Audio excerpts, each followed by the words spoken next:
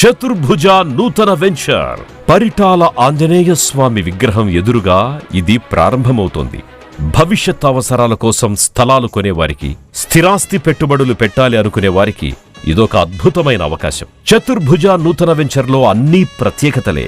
అభివృద్ధికి అడ్డాగా NH-16 ఆనుకొని ఉంది ఈ వెంచర్. ఆంధ్రప్రదేశ్ కలల రాజధాని అమరావతికి 8 కిలోమీటర్ల రేడియస్ లో అన్నింటికీ అందుబాటులో ఉండడం మరో పెద్ద ప్రత్యేకత.